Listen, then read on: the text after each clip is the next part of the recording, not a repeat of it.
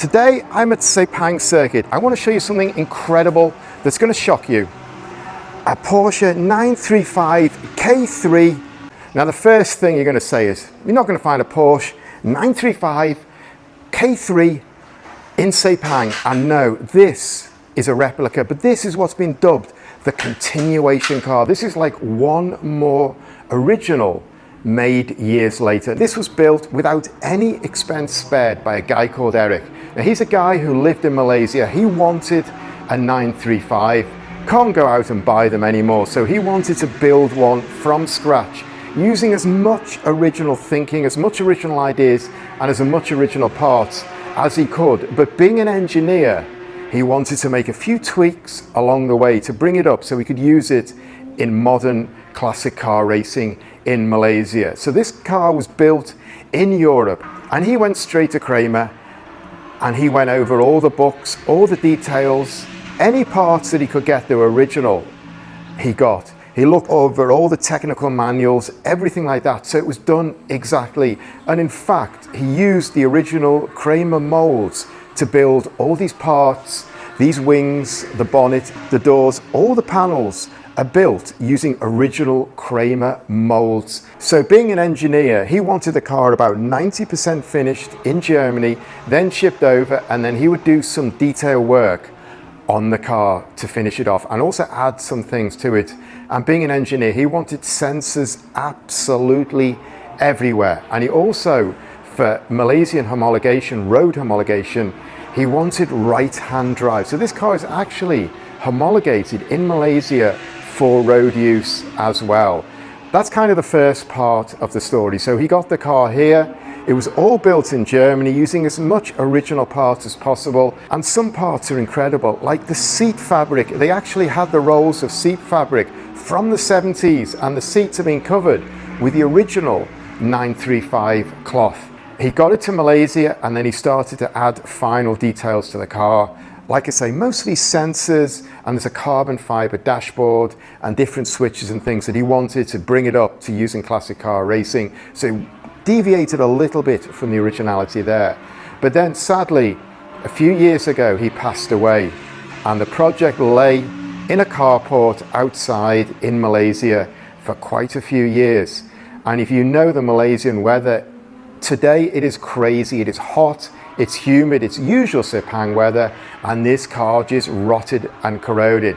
Now I first came to see this car last year, last September, so that's almost 6 months ago, when it actually arrived from his garage or his carport, when it came down here and arrived. So what I've got is I've got video from today where it's been stripped down and cleaned up, and I've got video from when it actually arrived and it's all rotted and corroded. And you can see now the engine is gone, but I can show you right now the engine, all the bits in it when it arrived, and man, it was an absolute mess. So after this incredible project, no expense spared, when he passed away, it just was left to rot, and it means it has to come straight back to a bare shell and start all over again. And Henk wants to do it exactly the way it was. So all the sensors are going, the right-hand drive will go to left-hand drive. They will source the whole bulkhead of an original Porsche from that period and replace it, return it back to left-hand drive, put the correct dashboard. Everything that wasn't correct will become correct on this car. And when it is finished, it will be a final 935 tribute car, or as everyone has called it, the continuation car, the last 935. So we're going to take a look around this car. I wanted to show you the project before it started because it's got a fantastic story to it, a fantastic backstory, how it was built, how it came here, how the owner sadly passed away, and now how it rotted away, and then how it's going to be completely rebuilt for the second time and finished. So let's crack into this. And if we start at the front, you can see it's got those iconic headlights in that big wraparound perspex surround indicator unit in there, and you can see we've got a cooler on the front. We've got the alloy bezel around here, and it's all rotted away here, the mesh that was used. And then if we look inside it, if I can pull it up, man, there's a lot going on in there. We've got the tank here, got a lot of more modern pipes in the era, and a lot of corrosion. Everything is going to have to come out and be stripped down on this car and refurbished or renewed. Those wings are absolutely fantastic, and you can see the air exits there. And then if we look down here, you can see the vented and cross-drilled brake discs, the bells, and that big racing hub nut, and those huge calipers. It's kind of got a more modern suspension put on it for racing here, and you can see a lot of the wiring, which is all going to come out as well, because Eric wanted to put a lot of sensors on it, because in engineering he wanted to play around and do it. But all these frames, everything has been done to the original. Then we can see the side skirt has disappeared. A lot of parts are off this car. We've got a perspex window with the slider here, and the back with the wing off, which I brought one down and I'll show you in a minute, is all open. You can see an oil cooler sitting here, and you can see the rear end. And again, you can see all that corrosion on there. All this is going to come apart, and there's gigantic rear calipers, and again this big hub nut and that super wide track. Then we've got the air filter here, one on either side, and again we've got the frame to hold these incredibly wide wings on. Then sitting in the back here, we've got a perspex cover with 3 Narca ducts sending the air in. Got a big Narca duct here, and you can see the slots here. All the wing has gone. I pulled out this, but I don't want to start hunting around and disrupting Absolute, because these guys are super professional. They don't want me messing around too much. It's got a modern rain light, and then I don't want to try and get this open because I don't know how it comes open, but if you look underneath, all the engine, everything is out of it. I'm going to climb in there in a minute and show you, but I've got a lot of B-roll that I can throw over so you can see it when I came in September and how it was all rotten. So you can see that right now. I throw that all over. You get a bit of an idea and a bit of a feel for the engine bay. And then on the other side, again, we've got the air filter and the tubing there, and you can see it all sitting there, the pipes wrapped up. And then finally, we need to just have a look in the cockpit. Now, Eric wanted to put some modern touches onto this, so you can see it's right-hand drive. It's got a carbon fiber dash, and it's got a lot of gauges and things to give him a lot of sensors, a lot of details for racing, classic racing. All this is going to come out. It's going to go back to left-hand drive with a bulkhead section sourced from a car. And then you look around, man, it looks absolutely amazing. All the cage, everything has been done exactly. And then these fabrics here, these were actually pulled off an original roll for the car. And I love that kind of detail. So this is original roll of fabric that was used in the 1970s by the KREMER brothers. Most of the car has been stripped down. A lot of bodywork has gone off it. Still got the front wings. It's still got this perspex rear screen. It's still got this huge tail on it.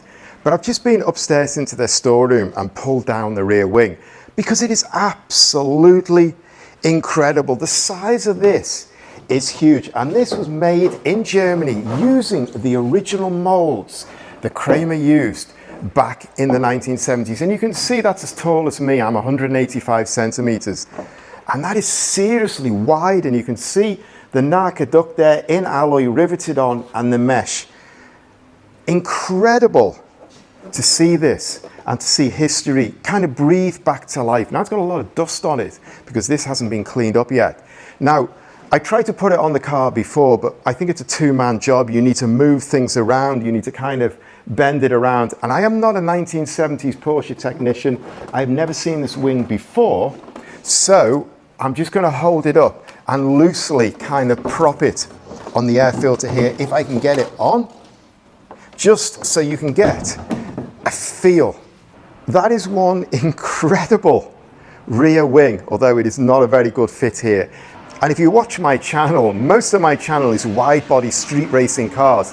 That is the widest body I have ever featured on my channel by far. That is unbelievably incredible. And I wanted to show you that. And I'm going to put it back down on the floor now because I'm a little bit worried about breaking it or it falling off, because this is kind of a one-off thing. And I would not want to damage this because replacing it would not be easy to do. So last time I came, this was off and we could see all the engine bay. But today this is on, and I had a bit of a wiggle around and I have no idea how it comes off. So what I'm going to do is to show you the empty engine bay. I'm going to get on the floor. I'm going to crawl underneath and show you what's going on in here. And basically, There isn't much going on here. Last time all the engine was in, as I showed you. Now there is just a big empty space, and you can see all the newness underneath here where the elements haven't got to it, or the composite material. And you can see some very old German coils here. Man, it looks absolutely like there is nothing here. Basically, you can see the cage, you can see a bar across there, you can see the rear suspension. So, not a lot to see now underneath. I'm going to try and crawl back out, but luckily with Absolute, everything is clean, so the floor you could almost eat off. These guys are super professional. Anyway, it looks a bit skinny at the back end here with these things going on, but you get an idea of where this project is. All around here, there is so much going on from this car, and you can see all these ring binders here with details, and there's stuff, there's new and there's old stuff, there's fuel pumps here, there's tanks here, man. Absolutely everything going on, and these huge air ducts here as well that I can stick my arm right through. So the last thing I want to talk about the engine is obviously got nothing in here today, but actually Eric built two engines, a race engine and a qualifying engine. The engine out of it has gone to Europe to be rebuilt, but there is a spare engine and a lot of parts sitting here, and again all corroded. Now I don't know Porsche 935 engines if I fell over one, so I just want to show you some of the parts that are sitting here that are part of this project, and you can draw your own conclusions. In fact, if you've got any advice or information, please drop it in the comments, because I'll come back for a part 2 for sure, maybe a part 3. So I want to learn as much as I can. So any helpful information, please drop it down. I would really appreciate that. So let's just have a quick look around, and you can see we've got a lot of cylinder head parts here, valves, springs, liners, everything going on there. Here we've got a lot of transmission parts. We've got a really corroded piece here. You can see a transmission there. Then we've got a steering wheel, a modern one, because Eric wanted to do that kind of modern touch on this car. Then you've got two turbos here and all the manifolds going with it. Then we've got more manifolds down here, absolutely corroded, a blow-off valve there, corroded away like anything. And here we have a block. In fact, we have two blocks sitting here as well. So quite a lot going on with this car, quite a lot of parts. The main engine has gone to Europe. These parts are all still sitting here along with the car. So next I need to throw a couple of names, because the history in this is amazing. First of all, I want to mention Nicola Sagotto. He is a team manager at Absolute Racing, and he is in charge of this project. And he's over there in the garages, and we're actually at the Sepang 12 hours this weekend. The second name I want to mention is Axel Plankenhorn. Now, if you know international sports car racing from the 1970s, you will know Axel's name. And this is also where the past and the present intertwine again with this project, and why I'm so interested in it.